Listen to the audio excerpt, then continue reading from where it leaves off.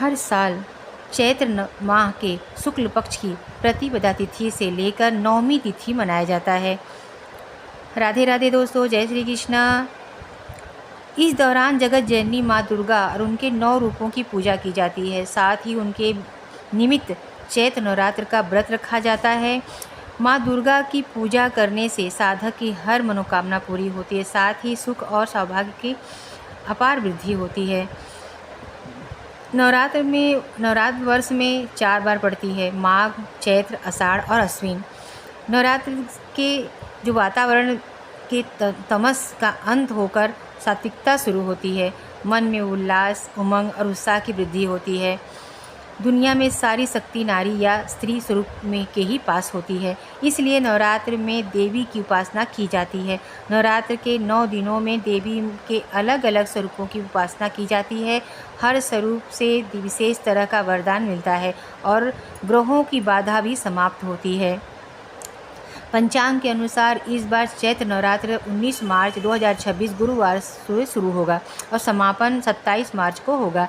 यह पर्व हर वर्ष चैत्र मास के शुक्ल पक्ष की प्रतिपदा तिथि को मनाया जाता है। इस दौरान माँ दुर्गा की पूजा उपासना बड़ी ही श्रद्धा के साथ की जाती है। तो आइए जानते हैं कि चैत्र नवरात्र इस बार घट स्थापना का क्या मुहूर्त है। ठीक है, तो पंचांग के अनुसार चैत्र मास की प्रतिपदा तिथि इस बार 19 मार्च को सुबह 6:52 पर होगी और इसका समापन होगा 20 मार्च की सुबह 4:52 पर। विद्या तिथि के अनुसार इस बार चैत्र नवरात्र 19 मार्च को ही मनाई जाएगी। ठीक है, नवरात्र के पहले दिन कलश स्थापना और घट स्थापना की जाती है। इस बार 19 मार्च को घट स्थापना का मुहूर्त 6:52 से शुरू होकर सुबह 7:43 तक रहेगा। अगर कोई इस मुहूर्त में घट स्थापना न कर पाए तो उनके लिए घट स्थापना अभिजित मुहूर्त भी रहेगा, जिसका मुहूर्त हो दोपहर 12:05 से लेकर 12:53 तक रहेगा। हर बार नवरात्र में देवी अलग अलग वाहन पर आती हैं और उस वाहन के हिसाब से अगले 6 महीने की स्थिति का अंदाज़ा लगाया जाता है। इस बार माँ दुर्गा पालकी पर सवार होकर आएंगी और विदाई हाथी पर होगी।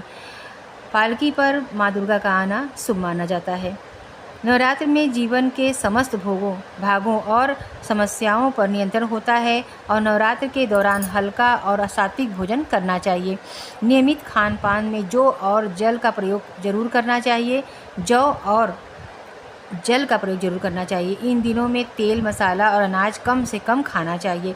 कलश की स्थापना करते समय जल में सिक्का डालें, कलश पर नारियल रखें और जल में सिक्का डालें, हल्दी डालें, कुमकुम डालें, दुर्वा डालें और अक्षत डालें, 2 लौंग डालें। इसे लौंग डालने से पानी सुगंधित रहती है। और कलश के ऊपर नारियल रखें और कलश पर मिट्टी लगाकर जौ बोने।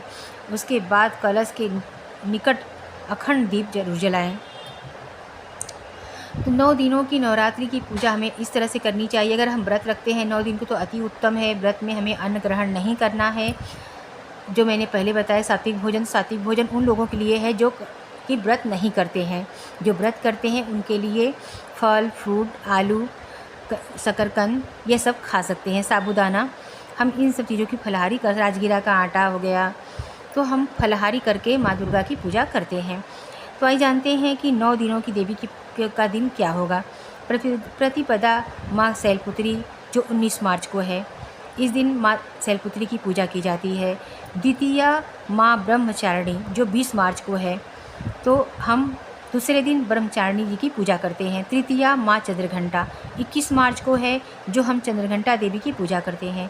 चतुर्थी माँ कुष्मांडा जो 22 मार्च को है, हम माँ कुष्मांडा की पूजा करते हैं। पंचमी माँ स्कंद माता जो 23 मार्च को है। 23 मार्च को माँ स्कंद माता की पूजा करना अत्यंत शुभ है। षष्ठी माँ कात्यायनी देवी जो 24 मार्च को है, माँ कात्यायनी पूजा अवश्य करनी चाहिए विधि विधान के साथ। सप्तमी माँ कालरात्रि जो 25 मार्च को है। अष्टमी माँ महागौरी जो 27 मार्च को है। नवमी माँ सिद्धिरात्रि जो 28 मार्च को है। जो 26 मार्च को है महागौरी, 27 मार्च को है माँ सिद्धिरात्रि। रामनवमी 27 मार्च को है, जो कि हमें इस दिन व्रत का रामनवमी रहेगा। और 10वीं के दिन हम व्रत का उद्यापन करेंगे और विसर्जन करेंगे। तो इस तरह से हम व्रत रखते हैं माता की। आगे मैं आपको और जानकारी देने वाली हूँ। अगर वीडियो अच्छा लगे तो लाइक करिएगा, सब्सक्राइब करिएगा। जय श्री कृष्ण, राधे राधे।